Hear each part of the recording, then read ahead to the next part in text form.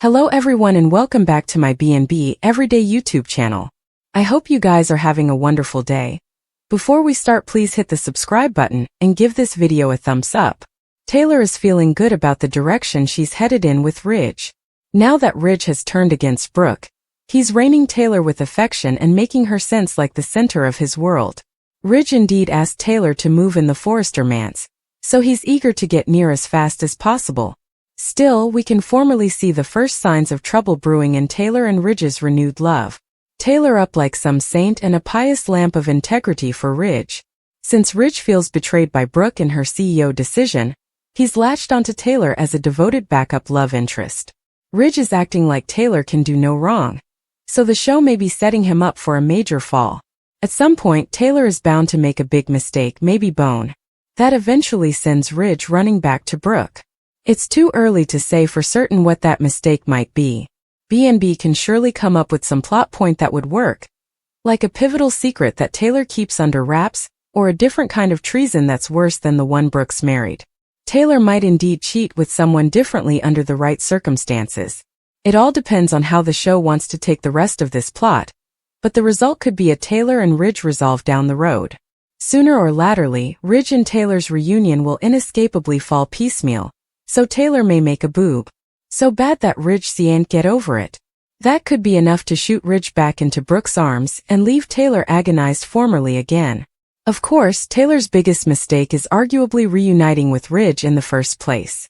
Ridge always drifts back toward Brooke ultimately, so Taylor should know better than to set herself up for further desolation.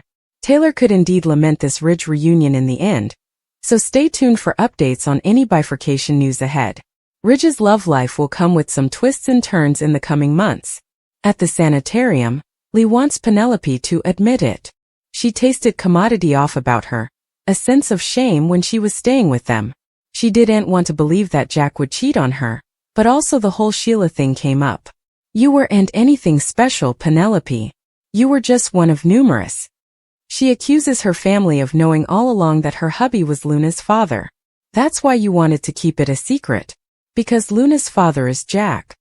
At Bill's place, Luna tells Bill she'd do anything to stay there and not go back to jail.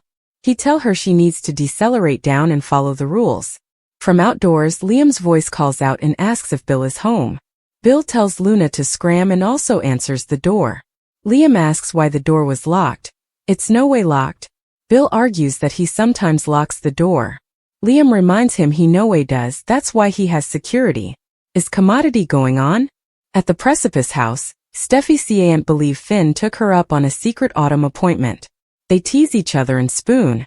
She knows he's been trying to get her to stop allowing about the achievement, but she has news for him. I'm back at Forrester Creations. Finn presumes this has to do with her plan and her friend Daphne. Steffi confirms she's about to put her plan in stir and take the company back from Hope and Carter. They sit, and Finn figures the less he knows the better. Steffi assures him good will triumph over wrong. She remarks that she showed restraint with Hope before, and he's proud of her.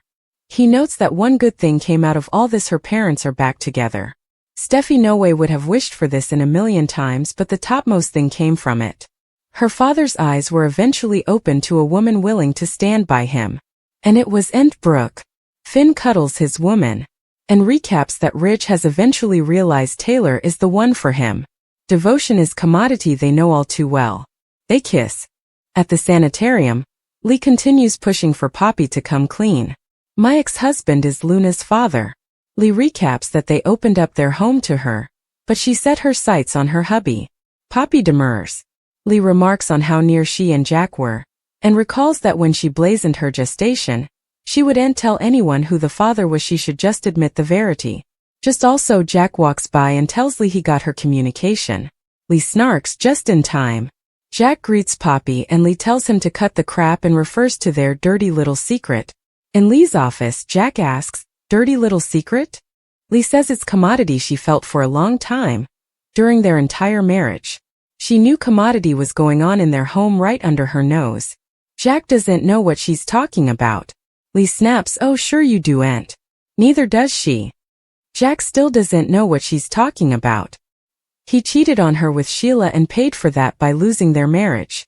Lee cries that she got her son from that. She'd take that treason over this any day. Jack can't understand what could be worse than that. Lee says you have Jack with her. My own family. At Bill's place, Liam thinks Commodity is over with his father. Bill plays dumb.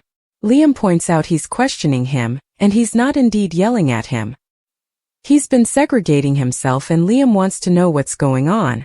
Luna eavesdrops as Bill tries to move Liam. Him working from home is a good thing, it means he trusts him. Liam knows how important he loves being in his office, his area. So, I'm asking you, is everything okay?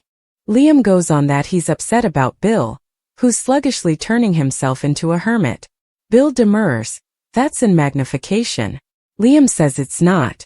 Bill complains that he needs me time. Liam explodes at the fresh weirdness. Who talks like that? Bill tells his son he has everything under control. Liam asks, you have what under control? He asks if there's a situation Bill is dealing with right now. Bill says no, and insists he's misunderstanding what's going on. It's just, I'm realizing there are other effects to concentrate on in life besides work. Liam groans. It's Luna. At the Precipice house, Steffi and Finn continue to talk about her parents and why she fell for a man with a disunited heart, much like her father when she grew up. Finn tells her she and the kiddies are his world. Steffi appreciates this about him, as well as how probative he's been of her mama. Finn teases about Taylor living with them and Steffi thinks she'll move in with her pater. She wonders about Finn's parents. Would they ever reunite? Finn thinks that boat has sailed. Steffi says he doesn't talk about them or what it was like growing up. Finn thinks it's sad they got disassociated, but he sees both sides. Finn says his pater did his mama wrong and he can't suppose of what would hurt his mama further than the taradiddle he told about how he was born. In Lee's office, Jack tells Isaac's wife he was hopeful when he got her textbook. He allowed. Eventually they'd made some progress, but it's the same old paranoid Lee. He figures the two of them were having some kind of argument and he got dragged into it. Poppy tells him she told her they didn't sleep together. Jack feels bad for Poppy. Lee was always so hard on her. Lee hisses at him to stop. She can't stand hearkening to him defend her family. She tells him she did a maternity test on Luna and Tom wasn't the father. Just say the words. You had an affair.